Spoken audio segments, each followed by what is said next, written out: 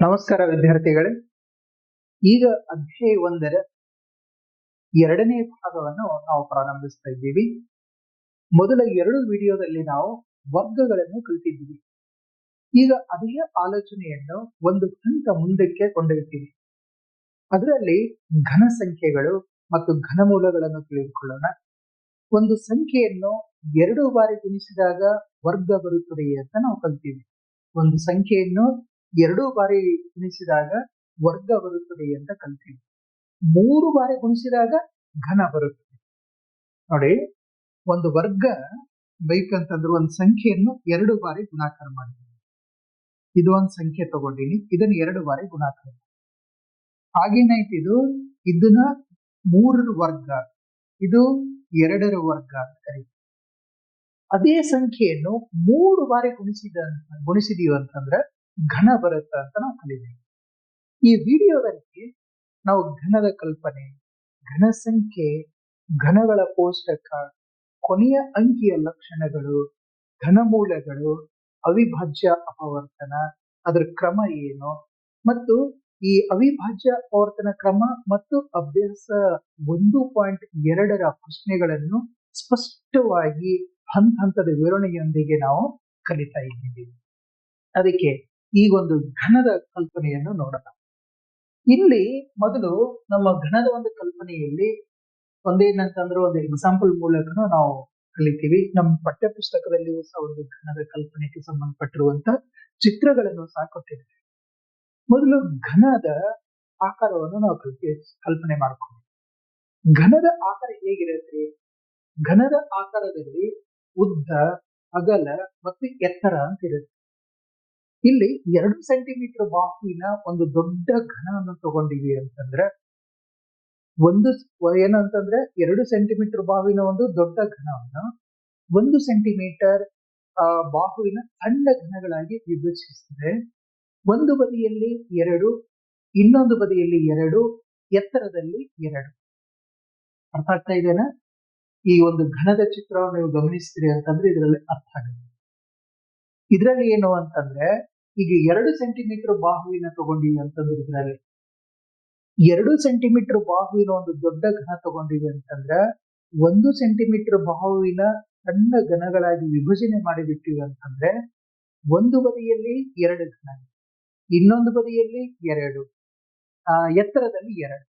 ಆದ್ರಿಂದ ಒಟ್ಟು ಸಣ್ಣ ಘನಗಳು ಎಷ್ಟಾಗ್ತಾವ? 2 × 2 × 2 ಅಂದ್ರೆ ಎಷ್ಟಾಗ್ತಾವ್ರಿ? ಅವು 8 ಆಗ್ತಾವ ಅಂತ ಗೊತ್ತಾಗುತ್ತೆ. ಹೌದಲ್ಲ? ಅದೇ ರೀತಿಯಲ್ಲಿ 3 ಸೆಂಟಿಮೀಟರ್ ಬಾಹುವಿನ ಘನದಲ್ಲಿ 3 ಸೆಂಟಿಮೀಟರ್ ಬಾಹುವಿನ ಘನದಲ್ಲಿ ಎಷ್ಟು ಚಿಕ್ಕ ಘನ ಇರ್ತಾವ? 3 × 3 × 3 ಎಷ್ಟಾಗತ್ತೆ? ಇದು 27 ಸಣ್ಣ ಘನಗಳು ಇರ್ತವೆ.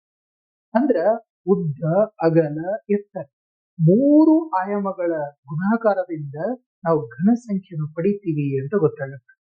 ಇನ್ನೊಂದ್ಸಲ ಗಮನಿಸಿ, ಉದ್ದ, ಅಗಲ, ಎತ್ತರ 3 ಆಯಾಮಗಳು ಇರ್ತವೆ. ಇದರಲ್ಲಿ ಇವುಗಳ ಗುಣಾಕಾರದಿಂದ ಘನ ಸಂಖ್ಯೆ ಬರುತ್ತದೆ ಅಂತ ನಾವು ತಿಳ್ಕೊಂಡು, ಹೀಗಾಗಿ ನಾವು 1, 8, 27, 64, 125 ಇವೇನು ಬರೀತೀವಿ ನೋಡ್ರಿ. 1, 9, 27, 64 ಇವೆಲ್ಲ ಏನು? ಇವೆಲ್ಲ ಘನ ಸಂಖ್ಯೆ. ಇವು ಪೂರ್ಣ ಘನಗಳಿಗೆ ಉದಾಹರಣೆಗಳು. ಇದರಿಂದ ಘನ ಅನ್ನೋದು ಕೇವಲ ಸೂತ್ರ ಅಲ್ಲ, ಅದು 3 ಆಯಾಮಗಳ ಅದರ ಒಂದು ಗಣಿತೀಯ ರೂಪ ಅನ್ನೋದು ಸ್ಪಷ್ಟವಾಗಿ ಗೊತ್ತಾಗುತ್ತೆ. ಈ ಒಂದು ಪ್ರಶ್ನೆ ಪ್ರಕಾರ 2 ಸೆಂಟಿಮೀಟರ್ ಬಾಹುವಿನ ಘನದಲ್ಲಿ 1 ಸೆಂಟಿಮೀಟರ್ ಘನಗಳು ಎಷ್ಟಿರ್ತಾವ, 3 ಸೆಂಟಿಮೀಟರ್ ಬಾಹುವಿನ ಘನದಲ್ಲಿ ಎಷ್ಟು ಇರ್ತಾವ ಅಂತ ನಾವು ನೋಡಿದೀವಿ ಅಂತಂದ್ರೆ ಇದರಲ್ಲಿ 8, ಇದರಲ್ಲಿ 27 ಅಂತ ಹೇಳಿದ್ವಿ. ಇನ್ನು ಘನ ಸಂಖ್ಯೆ ಅಂದರೆ ಏನು ಅಂತ ನಾವು ತಿಳ್ಕೊಳ್ಬೇಕು. ಘನ ಸಂಖ್ಯೆ ಎಂದರೆ ಏನು? ಒಂದು ಸಂಖ್ಯೆಯನ್ನು ಅದೇ ಸಂಖ್ಯೆಯಿಂದ 3 ಬಾರಿ ಗುಣಿಸಿದಾಗ ಬರುವಂತ ಸಂಖ್ಯೆಯನ್ನು ಘನ ಸಂಖ್ಯೆ ಅಂತ ಕರೀತೀವಿ. ಒಂದು ಸಂಖ್ಯೆ, ಯಾವುದೋ ಒಂದು ಸಂಖ್ಯೆ ತಗೊಂಡ್ಬಿಡಿ, ಯಾವುದೇ ಸಂಖ್ಯೆ ತಗೊಂಡು ಆ ಸಂಖ್ಯೆನ ಏನ್ ಮಾಡಬೇಕು? 3 ಬಾರಿ ಗುಣಾಕಾರ ಮಾಡ್ತೀವಿ. 1 ಬಾರಿ, ಇದು 2ನೇ ಬಾರಿ, 3 ಬಾರಿ. 3 ಬಾರಿ ಗುಣಾಕಾರ ಮಾಡಿದಾಗ ಇದು ಎನ್ ಕ್ಯೂಬ್ ಅಂತ ಐತಲ್ರಿ, ಆ ಎನ್ ಕ್ಯೂಬ್ ಅನ್ನೋದು ಗುಣಿಸಿದಾಗ ಬರುವಂತ ಸಂಖ್ಯೆಗೆ ಏನನ್ಬೇಕು ನಾವು ಘನ ಸಂಖ್ಯೆ ಅಂತ ಬರೀಬೇಕು. ಇಲ್ಲಿ ಒಂದು ಮೂಲ ಸಂಖ್ಯೆ ತಗೊಳ್ತೀವಿ. ಈಗ 2 ಅಂದು ಒಂದು ಸಂಖ್ಯೆ, 2ರ ಘನವನ್ನು ನಾವು ಮಾಡಬೇಕಾಗಿದೆ. 2ಅನ್ನು 3 ಬಾರಿ ಗುಣಿಸಬೇಕು.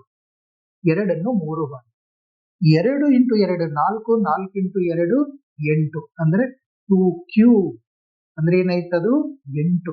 8 ಅಂತ ಅನ್ನೋದು 2ರ ಘನ. ಅದಕ್ಕೆ ಅದರ ಒಂದು ಸಾಮಾನ್ಯ ಸೂತ್ರ ಏನಂತ ಬರೀತೀವಿ ನಾವು, n into n into n, n cube. ಅಂದ್ರೆ ಇಲ್ಲಿ 1 cube, 2 cube, 3 cube, 4 cube, 5 cube ಇವುಗಳನ್ನು ನಾವು ಬರೀಬಹುದು. ಈಗ 1 ಕ್ಯೂಬ್ ಇದರಲ್ಲಿ ನೋಡಿ, 1 ಕ್ಯೂಬ್ ಅಂತಂದ್ರ 1ಅನ್ನು 3 ಬಾರಿ ಬರೆಯೋದು. ಎಷ್ಟಾಗತ್ರಿ ಅದು 1. 2 ಕ್ಯೂಬ್ 2ಅನ್ನು 3 ಬಾರಿ ಬರೆಯೋದು. 2 ಇಂಟು 2 ಇಂಟು 2 ಎಷ್ಟಾಗತ್ತಿದು 8. ಇನ್ನು 3 ಕ್ಯೂಬ್ 3ಅನ್ನು 3 ಬಾರಿ ಬರೆಯೋದು.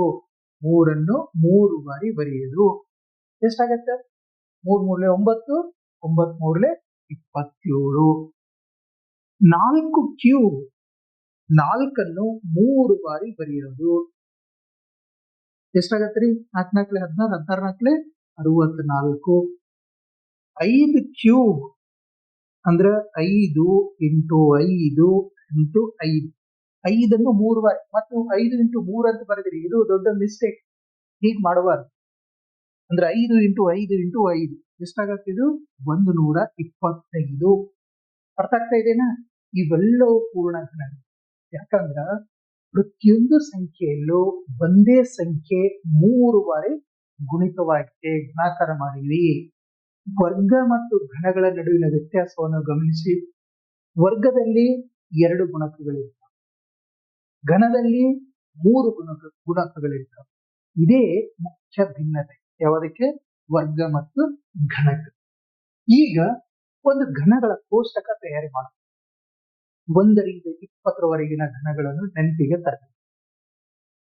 ನಾವು ಲೆಕ್ಕಗಳನ್ನು ವೇಗವಾಗಿ ಮಾಡಬೇಕು, ಲೆಕ್ಕದಲ್ಲಿ ನಾವು ಸ್ಪಷ್ಟತೆಯನ್ನು ಕಾಣಬೇಕು ಅಂತಂದ್ರೆ ನಾನು ಮೊದಲೇ ಹೇಳಿದ ಹಾಗೆ ವರ್ಗಗಳು ಮಿನಿಮಮ್ ನಮಗೆ 20 ಬರುತ್ತೆ, ಮಿನಿಮಮ್. ಘನಗಳು ಇಲ್ಲಿಯೂ ಸಹ ಮಿನಿಮಮ್ 1 ರಿಂದ 20ರವರೆಗಿನ ಘನಗಳನ್ನು ನೆನಪಿಗೆ ತರಬೇಕು. ಇಲ್ಲಿ ಕೊಟ್ಟಿರುವಂತ 1 ಕ್ಯೂಬ್ ಇಂದ ಹಿಡ್ಕೊಂಡು 20 ಕ್ಯೂಬ್ ವರೆಗಿನ ಘನಗಳನ್ನು ನೀವು ಪಟ್ಟಿ ಮಾಡಬೇಕು. ಬರ್ಕೊಳ್ತೀರಿ ಇದನ್ನ? 1 ಕ್ಯೂಬ್ ಇದನ್ನು ಬರ್ತೀವಿ. 1 ಕ್ಯೂಬ್, ಇದು 2 cube, 3 cube, 4 cube, 5 cube, 6 cube, ಆಮೇಲೆ 7 ಕ್ಯೂಬ್, 8 ಕ್ಯೂಬ್, 9 ಕ್ಯೂಬ್ ಅಂದ್ರೆ 9ರ ಘನ, 10ರ ಘನ.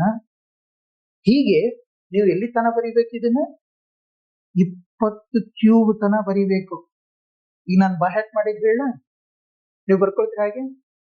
1ರ ಘನ 1, 2ರ ಘನ 8, 3ರ ಘನ 27, 4ರ ಘನ 64, 5ರ ಘನ 125, 6ರ ಘನ 216, 343, 512 ಇವೆಲ್ಲ ಅದ್ರ ಮುಂದಿನ ಘನಗಳು ಹೇಳ್ತಾ ಇದ್ದೀನಿ. 729, 1000, 1331, 1728, 2197, 2744, 3375, 4096, 4913,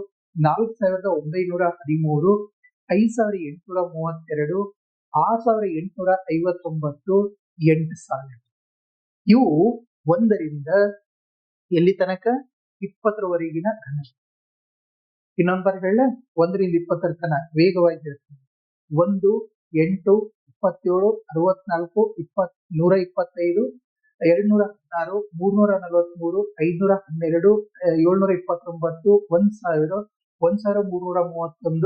1728, 2197, 2744, 3375, 4096, 4913, 5832, 6859, 8000. ಇವು 1ರಿಂದ 20ವರೆಗಿನ ಘನಗಳು. ಈ ಪಟ್ಟಿ ಉಪಯೋಗ ಬಹಳ ದೊಡ್ಡದದ. ಒಂದು ಸಂಖ್ಯೆ ಪೂರ್ಣ ಘನವೇ ಎಂಬುದನ್ನು ನಾವು ಬೇಗ ಗುರುತಿಸಬೇಕು ಅಂತಂದ್ರೆ ನಮಗೆ ಈ ಪಟ್ಟಿ ಬಹಳ ಹೆಲ್ಪ್ ಆಗುತ್ತೆ. ಅಷ್ಟೇ ಅಲ್ಲ, ಘನಮೂಲವನ್ನು ನೇರವಾಗಿ ಹೇಳಲು ಈ ಪಟ್ಟಿ ಯೂಸ್ ಆಗುತ್ತೆ ಮತ್ತು ಅಭ್ಯಾಸ ಪ್ರಶ್ನೆಗಳನ್ನು ವೇಗವಾಗಿ ಬಿಡಿಸಲು ಈ ಘನಗಳ ಪಟ್ಟಿ ನಮಗೆ ಬಹಳ ಹೆಲ್ಪ್ ಆಗುತ್ತೆ. ಅದರಿಂದ ವಿದ್ಯಾರ್ಥಿಗಳಿಗೆ ಗಮನಿಸಿ, ಕನಿಷ್ಠ ಆದರೂ ನೀವು 1ರಿಂದ 10ರವರೆಗಿನ ಘನಗಳನ್ನು ಬಾಯ ಮುಂದಿನ ಲೆಕ್ಕಗಳು ನಿಮಗೆ ತುಂಬಾ ಸುಲಭ ಆಗುತ್ತೆ. ಓಕೆನಾ? ಈಗ ನೆಕ್ಸ್ಟ್ ಘನಗಳ ಕೊನೆಯ ಅಂಕಿಗಳನ್ನು ನೋಡೋಣ.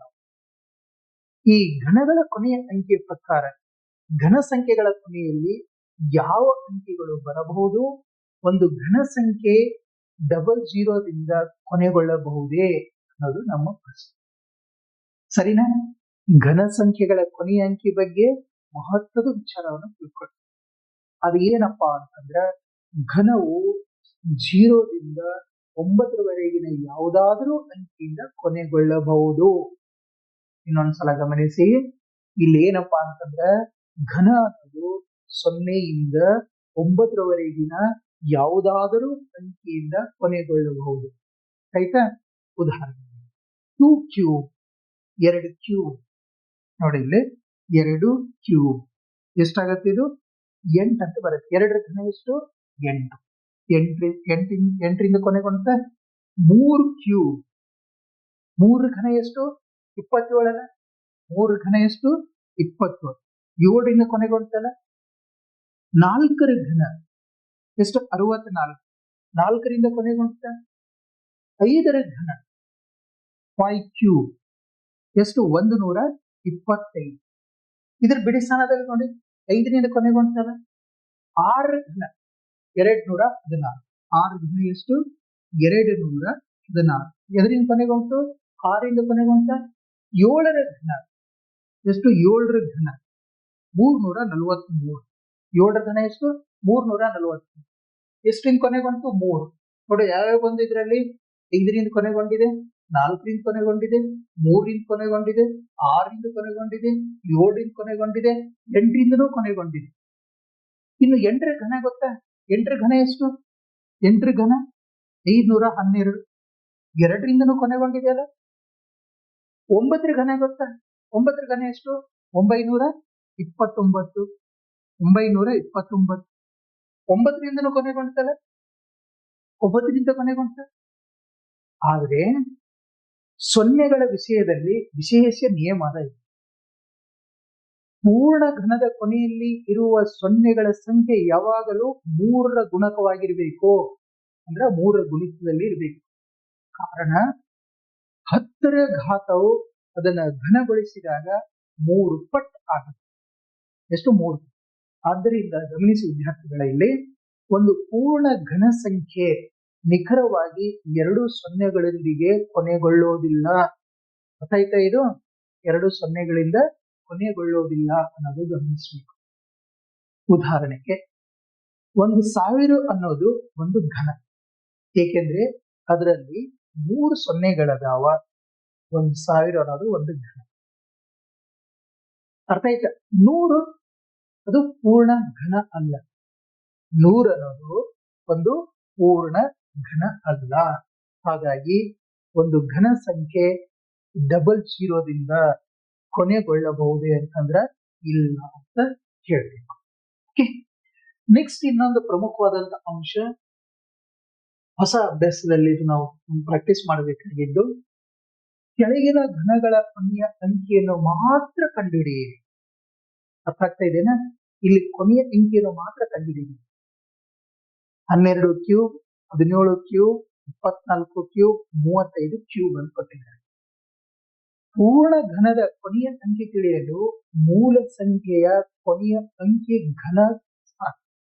ಅಂದ್ರೆ ಕೊನೆಯ ಅಂಕಿಯ ಘನ ಮಾಡಿದ್ರೆ ಸಾಕು. 12 ಕ್ಯೂಬ್ ನಲ್ಲಿ 12 ಕ್ಯೂಬ್ ನಲ್ಲಿ 12ರ ಕೊನೆಯ ಅಂಕಿ ಏನಿದೆ? 12ರ ಕೊನೆಯ ಅಂಕಿ 2 ಇದೆ. 2ರ ಘನ ಎಷ್ಟು? 8. ಆದ್ದರಿಂದ 12 ಕ್ಯೂಬರ ಕೊನೆಯ ಅಂಕಿ 8 ಆಗುತ್ತ ಅನ್ನೋದು ನಾವು ಗಮನಿಸಬೇಕು. ಅರ್ಥ ಆಗುತ್ತೆ? ಈಗ 12 ಕ್ಯೂಬ್ ಇಲ್ಲಿ ಕೊನೆಯ ಅಂಕಿಯನ್ನು ಮಾತ್ರ ಕಂಡುಹಿಡಿಬೇಕು ಅಂತಂದ್ರ ಇದ್ರ ಕೊನೆಯ ಅಂಕಿ, ಇದ್ರ ಕೊನೆಯದೆಷ್ಟ್ರಿ? 12ರಲ್ಲಿ ಕೊನೆಯದು 2. 2ರ ಘನ ಕಂಡುಹಿಡಿದ್ರೆ ಸಾಕು. 2ರ ಘನ ಎಷ್ಟು ಬಂತು? 8. ಅಂದ್ರೆ 8ರಿಂದ ಕೊನೆಗೆ ಬಂತು. 12 ಕ್ಯೂಬರ ಕೊನೆಯದು ಕೊನೆ ಅಂಕಿ ಯಾವುದು? 8. ಕೊನೆಯ ಅಂಕಿ ಯಾವ್ದಾಗುತ್ತೆ? ಆದ್ದರಿಂದ 12ರ ಕೊನೆಯ ಅಂಕಿ ಅದಕ್ಕೇನ್ ಬರೀರಿ?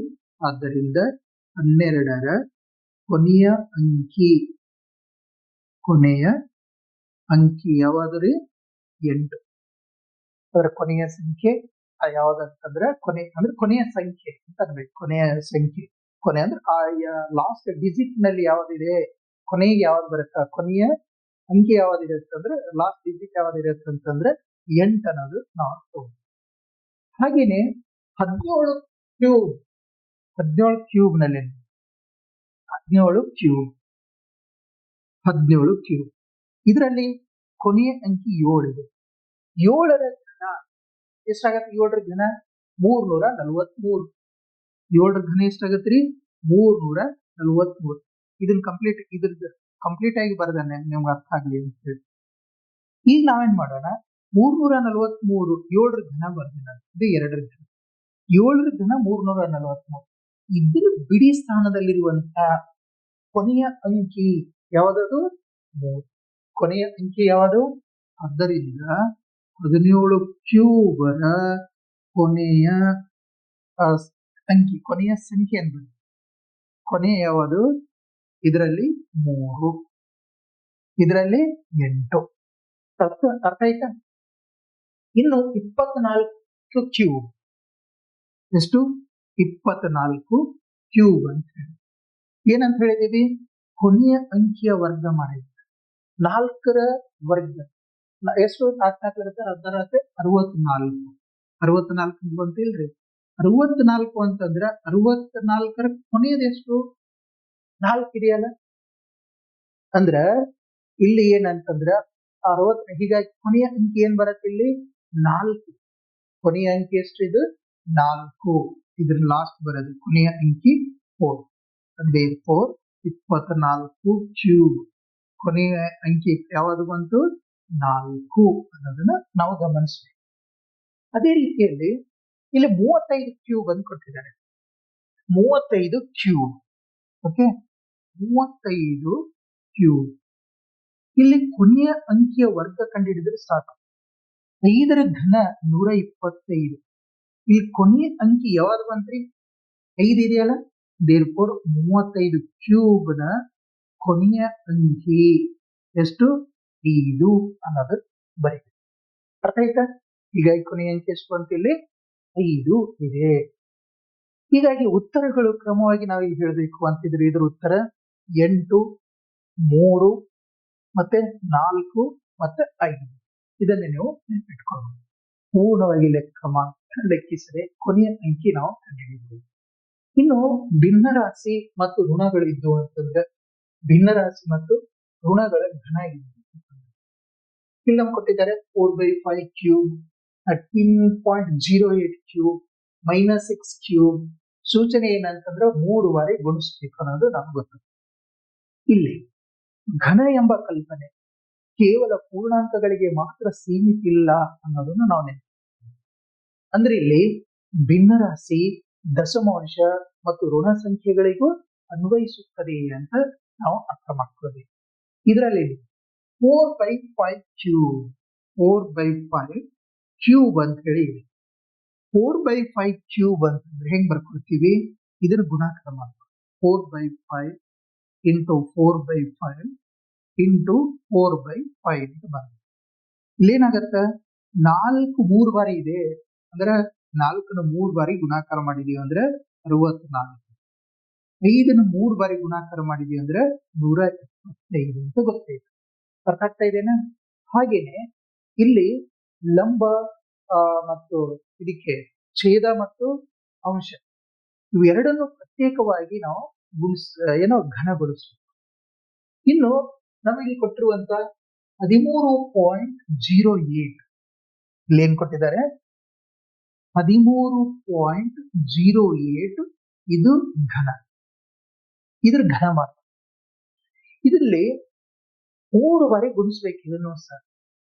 ಇದನ್ನು 3 ಬಾರಿ ಗುಣಿಸಿದ್ರೆ ನಾನು ಗುಣಾಕಾರ ಮಾಡಿ ನೋಡಿದ್ದೇನೆ ಇದನ್ನ 13.08 ಇಂಟು 13.08 ಇಂಟು 13.08 ಅಂತಿದೆ. ಇದನ್ನ ಗುಣಾಕಾರ ಮಾಡುತ್ತೆ, ಟೈಮ್ ತಗೊಂಡಿದ್ದಕ್ಕೆ ಗುಣಾಕಾರ ಮಾಡಿದ್ರೆ 2237.2237 ಪಾಯಿಂಟ್ ದಶಮಾಂಶ ಇಟ್ಟು ಎಷ್ಟು ಬರುತ್ತೆ 810112 810112 ಇಷ್ಟು ಬರುತ್ತೆ. ಇದ್ರ ಘನ 13.08 ಕ್ಯೂಬ್ ಇದ್ರ ಘನ. ಇನ್ನು ದಶಮಾಂಶ ಸಂಖ್ಯೆಗಳಿಗೂ ಇದೇ ನಿಯಮ ಅನ್ವಯ ಆಗತ್ತ ಅಂತ ಹೇಳಿದೆ. ಈಗ -6 ಕ್ಯೂಬ್ ಅಂತ ಹೇಳಿದೆ. ಇನ್ನು ನಮ್ಮ ಲೆಕ್ಕದಲ್ಲಿ ಕೊಟ್ಟಿದ್ದಾರೆ ಮೈನಸ್ ನಲ್ಲಿ -6 ಕ್ಯೂಬ್ ಅಂತ ಹೇಳಿದೆ. ಇದನ್ನು ಸಹ 3 ಬಾರಿ ಗುಣಾಕಾರ ಮಾಡಬಹುದು. -6 ಇಂಟು -6 ಇಂಟು -6 ನೋಡಿ, ಇದನ್ನು ಮೈನಸ್ ಇಂಟು ಮೈನಸ್ ಮೈನಸ್ ಆಗುತ್ತೆ, ಮೈನಸ್ ಇಂಟು ಮೈನಸ್ ಮೈನಸ್ ಆಗುತ್ತೆ. ಅರ್ಥ ಆಗ್ತಾ ಇದೆನಾ?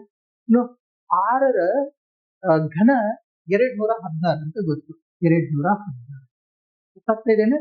ಇದರಿಂದ ಒಂದು ಮುಖ್ಯ ನಿಯಮ ನಮಗೆ ಸಿಗುತ್ತೆ. ಏನು? ಋಣ ಸಂಖ್ಯೆಯ ಘನ ಋಣ ಸಂಖ್ಯೆನೇ ಆಗಿರುತ್ತದೆ. ಅರ್ಥ ಆಯ್ತಾ? ಏಕೆಂದರೆ 3ನೇ ಗುಣಕದವರೆಗೆ ಹೋಗುವಾಗ ಒಂದು ಋಣ ಗುರುತು ಅದರಲ್ಲಿ ಉಳ್ಕೊಂಡಿರುತ್ತೆ.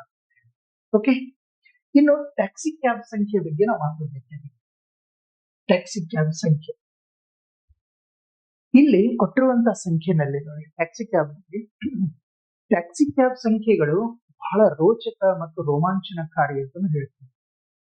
ಒಂದು ಸಂಖ್ಯೆಯನ್ನು 2 ವಿಭಿನ್ನ ರೀತಿಯಲ್ಲಿ ನೋಡಿ, ಎಷ್ಟು ಚೆನ್ನಾಗಿದೆ. ಒಂದು ಸಂಖ್ಯೆಯನ್ನು 2 ವಿಭಿನ್ನ ರೀತಿಯಲ್ಲಿ 2 ಧನ ವರ್ಗಗಳ ಮೊತ್ತವಾಗಿ ಬರೆಯಬಹುದಾದರೆ ಆ ಸಂಖ್ಯೆಗೆ ವಿಶೇಷ ಮಹತ್ವ ಬರುತ್ತೆ. ಅದರಲ್ಲಿ 1729 ಅನ್ನೋದನ್ನು 2 ಧನ ವರ್ಗಗಳ ಮೊತ್ತವಾಗಿ 2 ರೀತಿಯಲ್ಲಿ ಬರೆಯಿರಿ ಅಂತ ಕೊಟ್ಟಿದ್ದಾರೆ. ಬರೀಲಿಕ್ಕೆ ಸಾಧ್ಯ ಆಗುತ್ತೆ. ಇನ್ನು ಅದೇ ರೀತಿಯಲ್ಲಿ 4104 ಮತ್ತು 13832 ನಾವು ಪ್ರಯತ್ನ ಮಾಡಬೇಕಾಗಿದೆ. ಏನಂತ ಹೇಳಿದ್ರೆ ಇಲ್ಲಿ ಟ್ಯಾಕ್ಸಿ ಕ್ಯಾಬ್ ಸಂಖ್ಯೆಗೆ 2 ವಿವಿಧ ರೀತಿಯಲ್ಲಿ ಇದನ್ನ 2 ಧನ ವರ್ಗಗಳ ಮೊತ್ತವಾಗಿ ಬರೆಯಬಹುದು ಅಂತ ಹೇಳಿದೆ. ಯಾವುದು? 1729. ಈ 1729 ನೋಡಿ ಹೇಗ್ ಬರೀತೀವಿ? 1729 2 ಧನ ಎರಡು ಘನಗಳ ಇಲ್ಲೇನಾಗತ್ತೆ? ಇದು 1 ಕ್ಯೂಬ್ ಪ್ಲಸ್ 12 ಕ್ಯೂಬ್ ಈಕ್ವಲ್ ಆಗುತ್ತೆ.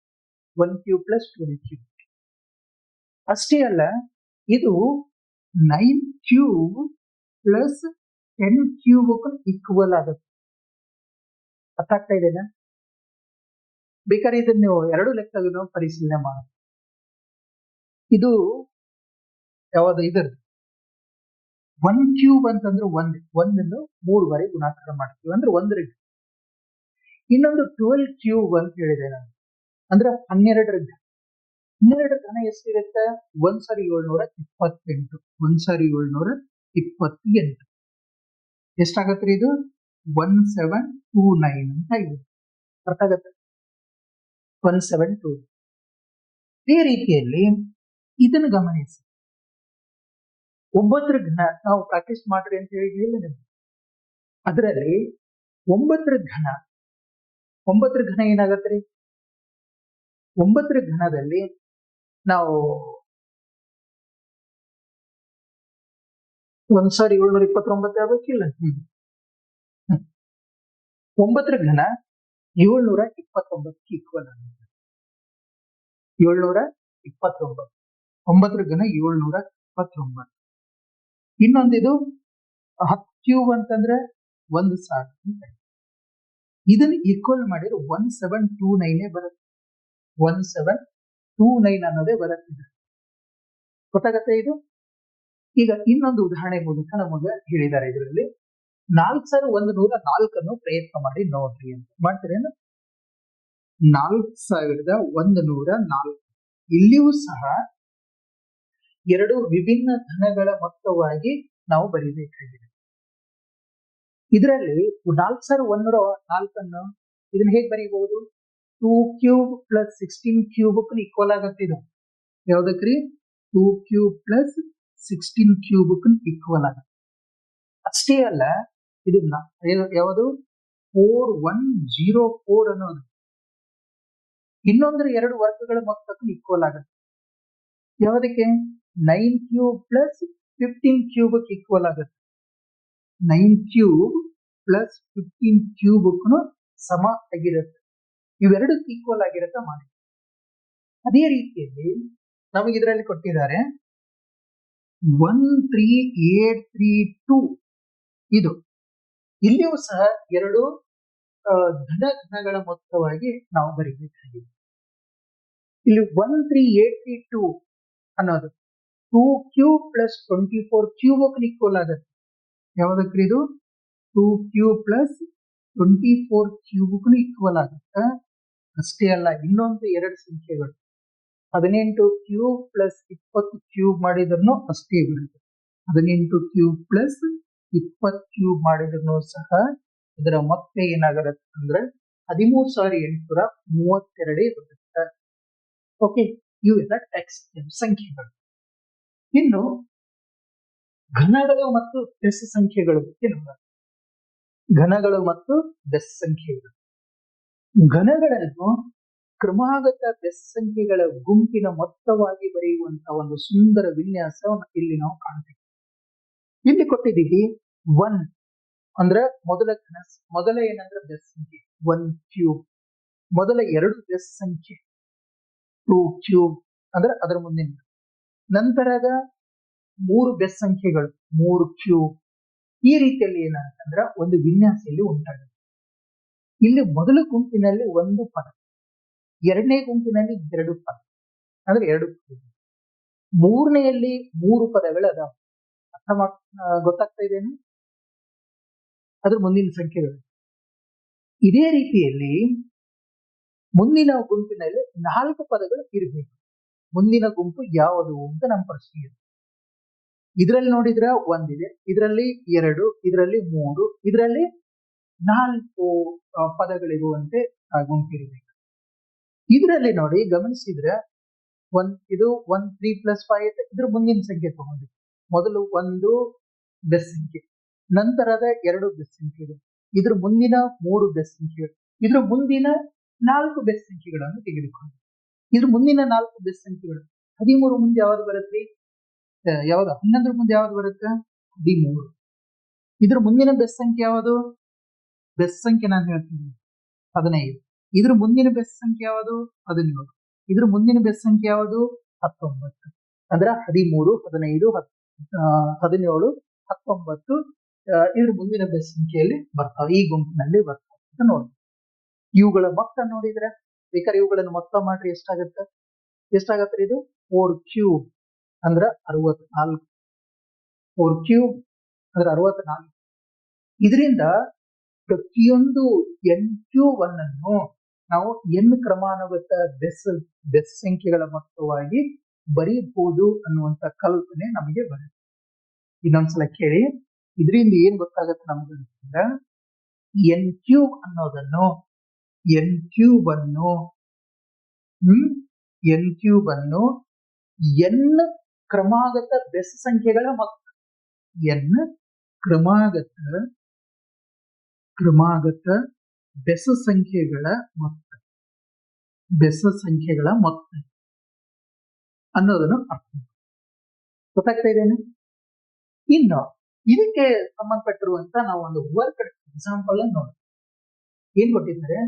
91 plus 93 plus 95 plus 97 plus 99 plus 101 plus 103 plus 105 plus 107 plus 109 ಲೆಕ್ಕಾಚಾರ ಮಾಡದೆ ಉತ್ತರ ಹೇಳ್ರಿ ಅಂತ. ಈ ಸರಣಿಯಲ್ಲಿ ನೋಡ್ರಿ 91ರಿಂದ 109ರವರೆಗಿನ ಕ್ರಮಾನುಗತ ಬೆಸ್ ಸಂಖ್ಯೆಗಳು. ಮೊದಲು ಎಷ್ಟು ಪದಗಳಿವೆ ಅನ್ನೋದನ್ನು ಎಣಿಸಿದ್ವಿ. ಎಷ್ಟು ಅದಾವ ಇದರಲ್ಲಿ? 91ರಿಂದ 109ವರೆಗೆ ಯಾವ್ಯಾವ? 91, 93, 95 ಏನು ಕ್ರಮಾನುಗತ ಬೆಸ್ ಸಂಖ್ಯೆಗಳು ಯಾವ್ಯಾವ? 91, 93, 95, 97, 99, 101, 103, 104, 107, 109. ಒಟ್ಟು ಎಷ್ಟು ಪದಗಳು? ಒಟ್ಟು 10 ಪದಗಳು ಅದಾವ. ಎಷ್ಟು ಅದಾವರಿ? 10 ಪದಗಳು. ಇದ್ರ ಹಿಂದೆ ನಾನು ಹೇಳಿದೆ ಏನು? ವಿನ್ಯಾಸದ ಪ್ರಕಾರ ಮೊದಲು ಹೇಳಿರುವಂತ ಅದರ ಪ್ಯಾಟರ್ನ್ ಪ್ರಕಾರ ಎನ್ ಕ್ರಮಾನುಗತ ಬೆಸ್ ಸಂಖ್ಯೆಗಳ ಒಂದು ಗುಂಪಿನ ಮೊತ್ತ ಎನ್ ಕ್ಯೂಬ್ ಆಗತ್ತ ಅಂತ ಹೇಳಿದೆ. ಅರ್ಥ ಆಯ್ತಾ? ಏನಂತ ಹೇಳಿದೆ ಇನ್ನೊಂದ್ಸಲ ಕೇಳಿ. ಮೊದಲ ಈ ಎನ್ ಕ್ರಮಾನುಗತ ಬೆಸ ಸಂಖ್ಯೆಗಳ ಒಂದು ಗುಂಪಿನ ಮೊತ್ತ ಎನ್ ಕ್ಯೂಬ್ ಆಗುತ್ತದೆ. ಇಲ್ಲಿ ಎಷ್ಟು ಪದಗಳದಾವ? 10 ಪದಗಳದಾವ. N cube. ಇಲ್ಲಿ ಎಷ್ಟು ಪದಗಳದಾವ್ರಿ? 10 ಪದಗಳದಾವ. ಅಂದ್ರ ಇಲ್ಲಿ 10 ಕ್ಯೂಬ್ ಅಂತ ಹೇಳಿ ಮಾಡ್ತೀವಿ. 10 ಕ್ಯೂಬ್ ಅಂತಂದ್ರೆ ಎಷ್ಟಾಯ್ತು? 1000. ಎಷ್ಟಾಯ್ತು? 1000. ಇದು ವಿನ್ಯಾಸದ ಶಕ್ತಿಯನ್ನು ತೋರಿಸುವಂತ ಅತ್ಯುತ್ತಮ ಉದಾಹರಣೆ. ಆಗತ್ತೆ ಇದು? ಓಕೆ. ಅದಕ್ಕಾಗಿ ಪೂರ್ಣ ಲೆಕ್ಕಾಚಾರ ಮಾಡದೆ ನೇರವಾಗಿ ಉತ್ತರ 1000 ಅಂತ ಹೇಳ್ಬೋದು. ಇವೆಲ್ಲವನ್ನು ಕೂಡಿಸದೆ. ಓಕೆ. ಇನ್ನು ನಾವು ಘನಮೂಲದ ಒಂದು ಪರಿಚಯನ ಮಾಡ್ತೀವಿ. ಘನಮೂಲದ ಒಂದು ಪರಿಚಯವನ್ನು ನಾವು ಇಲ್ಲಿ ನೋಡ್ತೀವಿ. ಈಗ ಘನಮೂಲದ ಕಲ್ಪನೆಯನ್ನು ತಿಳ್ಕೊಳ್ಬೇಕು ಅಂತಂದ್ರೆ ಒಂದು ಎಕ್ಸಾಂಪಲ್ ಮೂಲಕ 8ನ್ನ 2 ಕ್ಯೂಬ್ ಅಂತ ಬರ್ದೀವಿ. 8ನೇ ಬರ್ದೀವಿ 2 ಕ್ಯೂಬ್. ಯಾಕಂದ್ರೆ 8 ಅನ್ನೋದು 2 ಇಂಟು 2 ಇಂಟು 2 ಅಂದ್ರೆ 2ಅನ್ನು 3 ಬಾರಿ ಗುಣಾಕಾರ. ಹೀಗಾಗಿ 8ರ ಘನಮೂಲ 2 ಅಂತ ಹೇಳ್ತೀವಿ.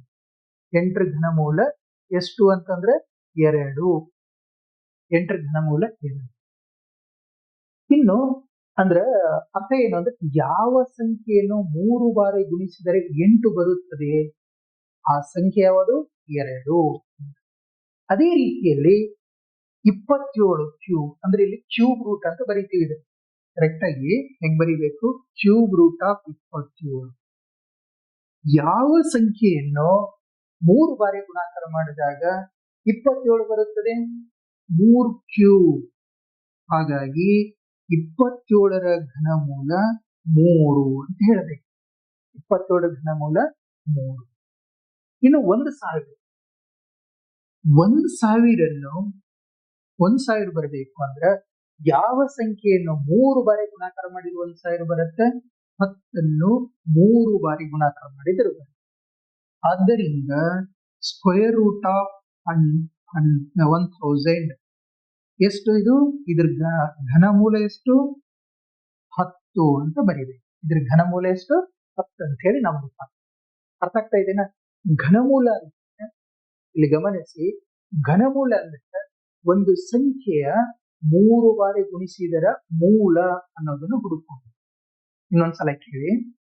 ಘನಮೂಲ ಅಂತಂದ್ರೆ ಒಂದು ಸಂಖ್ಯೆಯ 3 ಬಾರಿ ಗುಣಿಸಿದ ಮೂಲ ಅನ್ನೋದನ್ನ ನಾವು ಹುಡುಕೋದು ಅಂತ ತಿಳ್ಕೊಬೇಕು. ವರ್ಗಮೂಲದಲ್ಲಿ 2 ಗುಣಕಗಳು ಬರ್ತವೆ. Very important. ವರ್ಗಮೂಲ ಮತ್ತು ಘನಮೂಲಕ್ಕೆ ವ್ಯತ್ಯಾಸವನ್ನು ಹೇಳ್ತೀನಿ ಕೇಳಿ. ಘನಮೂಲದಲ್ಲಿ 2 ಗುಣಕಗಳು ಇರ್ತಾವ. ವರ್ಗಮೂಲದಲ್ಲಿ 3 ಗುಣಕಗಳು ಇರ್ತಾವ. ಈ ವ್ಯತ್ಯಾಸವನ್ನು ನೀವೆಲ್ಲರೂ ನೆನಪಿಟ್ಕೊಳ್ಬೇಕು. ನೆಕ್ಸ್ಟ್ ಇದರಲ್ಲಿ ಇದಕ್ಕೆ ಸಂಬಂಧಪಟ್ಟಿರುವಂತ ಒಂದು ಉದಾಹರಣೆ. 3375 ಪೂರ್ಣ ಘನವೇ? ಅವಿಭಾಜ್ಯ ಅಪವರ್ತನ ಕ್ರಮದಿಂದ ಪರೀಕ್ಷಿಸಿ ಅಂತ ನಮ್ಮ ಪ್ರಶ್ನೆ ಇದೆ. ಏನು? 3375 ಪೂರ್ಣ ಘನ ಅಂತ ಪರೀಕ್ಷಿಸಬೇಕು. ನಾವೇನ್ ಮಾಡಬೇಕು? ಮೊದಲು ಅವಿಭಾಜ್ಯ ಅಪವರ್ತನ ಕ್ರಮದಲ್ಲಿ ಬರ್ಕೊಂಡು ಅವಿಭಾಜ್ಯ ಅಪವರ್ತನ ಕ್ರಮ ಬರ್ಕೊಂಡು ಪೂರ್ಣ ಘನ ಹಾಕ್ಬೇಕಾದ್ರೆ ಪ್ರತಿಯೊಂದು ಅವಿಭಾಜ್ಯ ಅಪವರ್ತನವು ತ್ರಿವಳಿ ಗುಂಪಾಗಿರ್ಬೇಕು. 3 ಗುಂಪಾಗಿರ್ಬೇಕು. ಅವಾಗ ಅದೇನಂತಂದ್ರೆ ಪೂರ್ಣ ಘನ ಅಂತ ಹೇಳಿಕ್ಕೆ ಸಾಧ್ಯ. ಓಕೆನಾ? ಇಲ್ಲಿ ಮೊದಲು ಇದನ್ನ ಅವಿಭಾಜ್ಯ ಅಪವರ್ತನ ಬರ್ಕೊಳ್ತೀವಿ. 3375 ಅವಿಭಾಜ್ಯ ಅಪವರ್ತನ ಮಾಡೋಣ. 3375. ಓಕೆ. ಇದರಲ್ಲಿ ಫಸ್ಟ್ 3 ತಗೊಳ್ಳಿ. ಮೂರು ಒಂದ್ಲೆ ಮೂರು, ಮೂರು ಒಂದ್ಲೆ ಮೂರು, ಮೂರು ಎರಡ್ಲೆ 6, 3 5 15. ಮತ್ತೆ 3ರಿಂದ ಮೂರ್ ಮೂರ್ಲೆ 9, 3 7 21, 3 5 15. ಮತ್ತೆ 3ರಿಂದ 3 ಒಂದ್ಲೆ 3, 3 ಎರಡ್ಲೆ 6, 3 5 15. ಮತ್ತೆ 5ರಿಂದ 5 ಎರಡ್ಲೆ 10, 5 5 25. ಮತ್ತೆ 5 5 25. ಮತ್ತೆ 5 ಒಂದ್ಲೆ 5. ಇಲ್ಲಿ ಗಮನಿಸಿ ಯಾವ್ಯಾವ ಅಪವರ್ತನಗಳು ಬಂದಾವ, ಅವಿಭಾಜ್ಯ ಅಪವರ್ತನಗಳು ಅಂತಂದ್ರೆ 3 into 3 into 3 into 5 into 5 into 5 ಅಂತ ಹೇಳಿ. ಇಲ್ಲಿ 3 ನೋಡಿ 3 ಬಾರಿ ಇದೆಯಲ್ಲ ಅಂದ್ರೆ 3 ಕ್ಯೂಬ್. ಆಮೇಲೆ 5 ಅನ್ನೋದು 3 ಬಾರಿ 5 ಕ್ಯೂಬ್ ಅಂತ ಹೇಳಿ. ಅಂದ್ರ ಪೂರ್ಣ ಘನ ಆಗ್ಬೇಕಾದ್ರ ಪ್ರತಿಯೊಂದು ಅವಿಭಾಜ್ಯ ಅಪವರ್ತನವು ತ್ರಿವಳಿ ಗುಂಪಾಗಿರಬೇಕು. ಇಲ್ಲಿ 3 ಒಂದು ತ್ರಿವಳಿ, 5 ಇನ್ನೊಂದು ತ್ರಿವಳಿ. ಆದ್ದರಿಂದ 3375 ಒಂದು ಪೂರ್ಣ ಘನ ಆಗಿದೆ. ಆದ್ದರಿಂದ ಏನಂತಂದ್ರೆ 3375 ಅನ್ನೋದು ಒಂದು ಪೂರ್ಣ ಘನ ಅಂತ ಬರೀಬೇಕು. ಒಂದು ಪೂರ್ಣ ಘನ ಆಗಿದೆ ಅಂತ ಬರೀಬೇಕು. ಅರ್ಥ ಆಗ್ತಾ ಇದೆನಾ? ನೆಕ್ಸ್ಟ್, ಈಗ ಇದರಲ್ಲಿ ತಿಳ್ಕೊಳ್ಳುವಂತದ್ದು ಪ್ರಮುಖ ಅಂಶ ಏನು ಅಂತಂದ್ರೆ, ಪ್ರತಿ ತ್ರಿವಳಿಯಿಂದ ಒಂದು ಸಂಖ್ಯೆಯನ್ನು ತೆಗೆದುಕೊಂಡು ನಾವು ಗುಣಾಕಾರ ಮಾಡ್ತೀವಿ. 3 ಇಂಟು 5 ಅಂದ್ರೆ ಎಷ್ಟಾಯ್ತ್ರಿ? 15. ಹೀಗಾಗಿ 3375 3375 ಕೇಳ್ಬಹುದು. ಇದು ಏನಂತಂದ್ರ ಯಾವ ಸಂಖ್ಯೆಯ ಘನ ಅಂತ ಕೇಳಿದ್ರೆ ನೀವೇನಂತ ಬರೀತೀರಿ? ಯಾವ ಸಂಖ್ಯೆಯ ಘನ ಅಂತಂದ್ರೆ ಏನಂತ ಬರೀಬೇಕು? ಇದರಿಂದ ಒಂದು ಅಂತ ತಗೊಳ್ಬೇಕು. 3 ಇಂಟು 5 ಅಂದ್ರೆ 15. 15ರ ಘನ 3375 ಅನ್ನೋದು ಗೊತ್ತಾಗ್ತದೆ.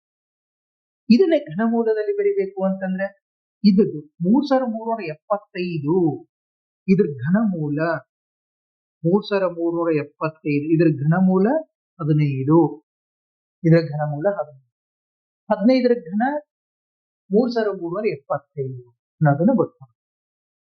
ಇನ್ನೊಂದು ಲೆಕ್ಕ ಬಿಡಿಸೋಣ. 64, 512, 729 ಘನಮೂಲಗಳನ್ನು ಕಂಡುಹಿಡಿಯಿರಿ. ಇವುಗಳ ಘನಮೂಲಗಳನ್ನು ನಾವು ಕಂಡುಹಿಡಿಯಬೇಕು. 64 ಯಾವ ಸಂಖ್ಯೆಯ ಘನ? 64 ಅಂತ ತಗೊಳ್ಳಿ. 64 ಯಾವ ಸಂಖ್ಯೆಯ ಘನ ರೀ? ಇದನ್ನು ಕ್ಯೂಬ್ ರೂಟ್ ಘನಮೂಲ ಕಂಡುಹಿಡಿಬೇಕಂದ್ರೆ 64 ಹಿಂಗ್ ಬರೀತೀವಿ. ಬೇಕಾದ್ರೆ ಇದನ್ನ ಏನಂತಂದ್ರೆ ನಾವು ಅಪವರ್ತನ ವಿಧಾನ ಮೂಲಕನೂ ಕಂಡುಹಿಡಿಬಹುದು. 64 ಯಾವ ಸಂಖ್ಯೆಯ ಘನ? 64 4ರ ಘನ ನಮಗೆ 64 4ರ ಘನ ಅಂದ್ರ ಇದನ್ನ ಈಗ ಬರ್ಕೊಳ್ಳಿ. 4 ಇಂಟು 4 ಇಂಟು 4. ಇದ್ರಾಗಿಂದು ಒಂದನ್ನು ಮಾತ್ರ ಹೊರ ತೆಗಿವಿ. ಅಂದ್ರ 64ರ ಘನಮೂಲ 4 ಹೇಳಿ ಗೊತ್ತಾಗ್ತದೆ. ಇನ್ನು 512ಕ್ಕಾಗಿ 512ರ ಘನಮೂಲ 512 ಘನ ನನಗೆ ಗೊತ್ತು. ಎದ್ರ ಘನ ಇದು? 8ರ ಘನ ಅಂತ ಗೊತ್ತಿದೆ. ಹಾಗಾಗಿ ನೇರವಾಗಿ ಬರ್ಕೊಂಡು ಬಿಡ್ತಿದ್ದೇನೆ. 8 ಇಂಟು 8 ಇಂಟು 8. ಇದರಿಂದ ಒಂದನ್ನು ಮಾತ್ರ ಹೊರಗೆ ತಗೊಳ್ತೀನಿ. ಅಂದ್ರೆ 512ರ ಘನಮೂಲ 8. ಇನ್ನು 729ಕ್ಕ 729 ಘನ ಹೌದಿಲ್ರಿ? ಅಂದ್ರೆ 729ರ ಘನಮೂಲ 9 ಹೇಳಿ ಗೊತ್ತಾಗ್ತದೆ. ಈ ಪ್ರಶ್ನೆಗಳ ಮುಖ್ಯ ಆಧಾರ ಏನ್ ಗೊತ್ತೇನೋ? 1ರಿಂದ 10ರವರೆಗಿನ ಘನಗಳನ್ನು ನೀವು ಚೆನ್ನಾಗಿ ನೆನಪಿಟ್ಕೊಳ್ಳೋದು ಅಂತ ನೀವು ಚೆಕ್ ಮಾಡಿ. ಇನ್ನು ಕ್ರಮಾನುಗತ ವ್ಯತ್ಯಾಸಗಳು ಅಂತ ನೋಡಿ. ಪೂರ್ಣ ಘನಗಳು ಯಾವ? 1 8 27 ಇವು ಕ್ರಮಾನುಗತ ಘನಗಳಲ್ಲ. 1 8 27 64 125 210 ಮೊದಲ ಮತ್ತು ಎರಡನೇ ವ್ಯತ್ಯಾಸಗಳನ್ನು ಕಂಡುಹಿಡಿಯಿರಿ ನಮಗೆ ಕೊಟ್ಟಿದ್ದ. ಪೂರ್ಣ ಘನಗಳ ಸಂಖ್ಯೆಗಳನ್ನು ನೋಡಿದಾಗ ಮೊದಲ ವ್ಯತ್ಯಾಸಗಳನ್ನು ನೋಡ್ತೀವಿ, ಆಮೇಲೆ ಎರಡನೇ ವ್ಯತ್ಯಾಸಗಳನ್ನು ಆಮೇಲೆ. ಮೊದಲ ವ್ಯತ್ಯಾಸ ಮಾಡಬೇಕಾದ್ರೆ 8 ಮೈನಸ್ 1 ಎಷ್ಟಾಗತ್ತೆ? 7 ಆಗತ್ತಲ್ಲ. 8 ಮೈನಸ್ 1 ಎಷ್ಟಾಯ್ತು? 7 ಅಂತ. ಇನ್ನು 27 ಮೈನಸ್ 8 27 ಮೈನಸ್ 8 ಎಷ್ಟಾಗತ್ತೆ? 19. ನೋಡಿ ಇದನ್ನ ಎಷ್ಟು ಚೆನ್ನಾಗಿದೆ ಇದನ್ನ. ಇನ್ನು ನೆಕ್ಸ್ಟ್ 64 ಮೈನಸ್ 27. 64 ಮೈನಸ್ 27 ಎಷ್ಟಾಗತ್ತಿದು? 37. ಹೌದಲ್ಲ? ಇನ್ನು ನೆಕ್ಸ್ಟ್ ಯಾವುದು? 64 ಆಯ್ತು. 64 ಮೈನಸ್ 27 37 ಅಂತ. Okay, next 125 minus 64. 125 ಮೈನಸ್ 64 ಮಾಡೋಣ. 125ರಲ್ಲಿ 64 ಮೈನಸ್ ಎಷ್ಟಾಗತ್ರಿ? ಅದು 61. ಇನ್ನು 216 ಮೈನಸ್ 125 ಮೈನಸ್ 125. 216 ಮೈನಸ್ ಎಷ್ಟು? 125 ಎಷ್ಟಾಗತ್ತೆ? ಅದು 91. ನೆಕ್ಸ್ಟ್ ಮೊದಲ ಮತ್ತು ಮೊದಲ ವ್ಯತ್ಯಾಸ ಆಯ್ತು. ಎರಡನೇ ವ್ಯತ್ಯಾಸವನ್ನು ಕಂಡುಹಿಡಿಯೋಣ. ಎರಡನೇ ವ್ಯತ್ಯಾಸ ಏನು? 19 ಮೈನಸ್ 7. ಎರಡನೇ ವ್ಯತ್ಯಾಸ 19 ಮೈನಸ್ 7. ಎರಡನೇ ವ್ಯತ್ಯಾಸಗಳು 19 ಮೈನಸ್ 7 ಮಾಡ್ರಿ. ಎರಡನೇ ವ್ಯತ್ಯಾಸ ಆಯ್ತಾ? ಇನ್ನು 37 ಮೈನಸ್ 19 ಮಾಡ್ರಿ. 37 ಮೈನಸ್ 19. ಆಮೇಲೆ 61 ಮೈನಸ್ 37. 91 ಮೈನಸ್ 61. ಹೀಗೆ ಎರಡನೇ ವ್ಯತ್ಯಾಸ ಮಾಡಿದ್ವಿ. 19 ಮೈನಸ್ 7 ಎಷ್ಟಾಯ್ತು? 12. 37 ಮೈನಸ್ 19 ಎಷ್ಟಾಯ್ತು? 18. 61 ಮೈನಸ್ 37 ಎಷ್ಟಾಯ್ತು? 24. 91 ಮೈನಸ್ 61 ಎಷ್ಟಾಯ್ತು? 30. ಹೌದಲ್ರಿ? 30. ಇವು ಗಮನಿಸಿ. ಈಗ ಮೂರನೇ ವ್ಯತ್ಯಾಸಗಳನ್ನು ಕಂಡುಹಿಡಿಯಬಹುದು. ಮೂರನೇ ವ್ಯತ್ಯಾಸ ಏನು? 18 ಮೈನಸ್ 12, 24 ಮೈನಸ್ 18, 30 ಮೈನಸ್ 24. ಇವುಗಳ ವ್ಯತ್ಯಾಸ ಮಾಡಿ. 18 ಮೈನಸ್ 12 ಎಷ್ಟಾಯ್ತು? 6. 24 ಮೈನಸ್ 18 ಎಷ್ಟಾಯ್ತು? 6. 30 ಮೈನಸ್ 24 ಎಷ್ಟಾಯ್ತು? 6. ಗೊತ್ತಾಗ್ತಾ ಇದೆನಾ? ಅಂದ್ರ ಘನಗಳ ಸರಣಿಯಲ್ಲಿ ಮೂರನೇ ಹಂತದ ವ್ಯತ್ಯಾಸಗಳು ಸ್ಥಿರವಾಗಿ 6 ಬರ್ತಾವ.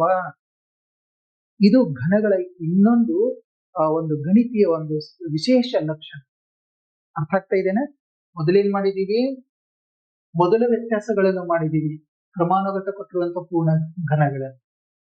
ಆಮೇಲೆ ಎರಡನೇ ವ್ಯತ್ಯಾಸ ಮಾಡಿದೀವಿ.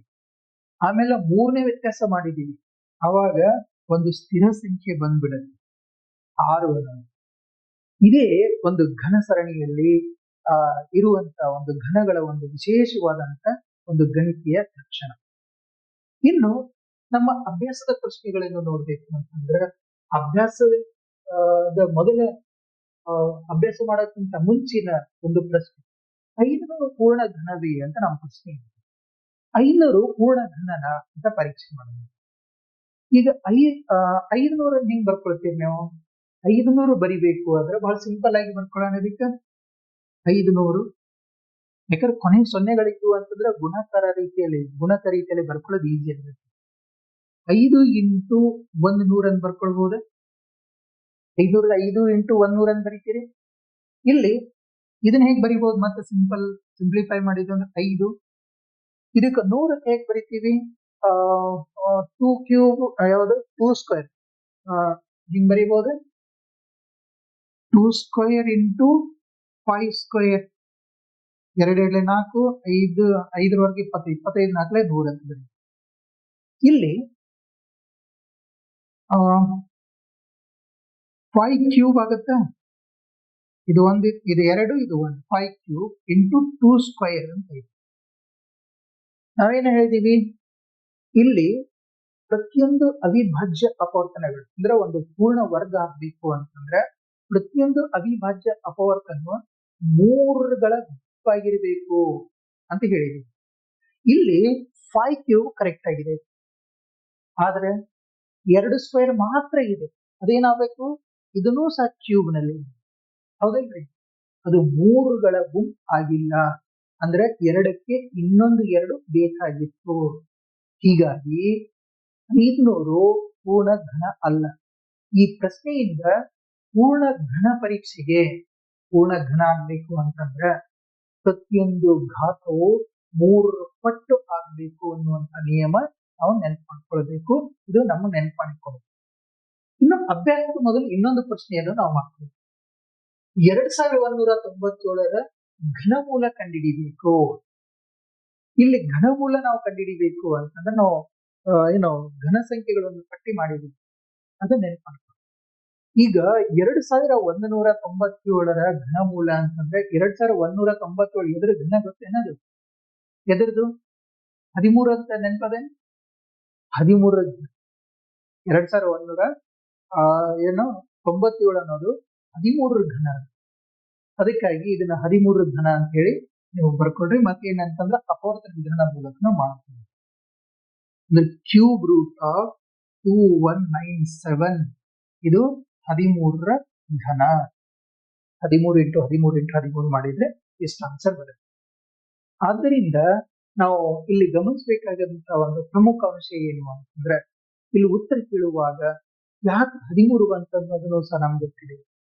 13ನ 3 ಬಾರಿ ಗುಣಾಕಾರ ಮಾಡಿದಾಗ ನಾವು 2197 ಮಾಡ್ಕೊಂಡಿವಿ. ಓಕೆ, ಇಷ್ಟೆಲ್ಲ ಮಾಹಿತಿ ತಿಳ್ಕೊಂಡ ನಂತರ ನಾವು ಅಭ್ಯಾಸ 1.2ರಲ್ಲಿ ಬರುವಂತ ಪ್ರಶ್ನೆಗಳನ್ನು ನಾವು ಅಧ್ಯಯನ ಮಾಡಬೇಕು. ಈ ಅಧ್ಯಯನವನ್ನು ಅಂದ್ರೆ ಅಭ್ಯಾಸ 1.2ರಲ್ಲಿ ಬರುವಂತ ಎಲ್ಲ ಪ್ರಶ್ನೆಗಳಿಗೆ ನಾವು ಹಂತ ಹಂತವಾದ ಒಂದು ವಿವರಣೆಯೊಂದಿಗೆ ಏನಂತಂದ್ರೆ ಸಮಸ್ಯೆಯನ್ನು ಬಿಡಿಸ್ತೀವಿ. ಮುಂದಿನ ವಿಡಿಯೋದಲ್ಲಿ ಭೇಟಿ ಆಗ್ತೀವಿ. ಇಲ್ಲಿವರೆಗೆ ವಿಡಿಯೋ ವೀಕ್ಷಣೆ ಮಾಡಿದ್ದಕ್ಕಾಗಿ ನಮ್ಗೆಲ್ಲರಿಗೂ ಧನ್ಯವಾದಗಳು. ನಮಸ್ಕಾರ.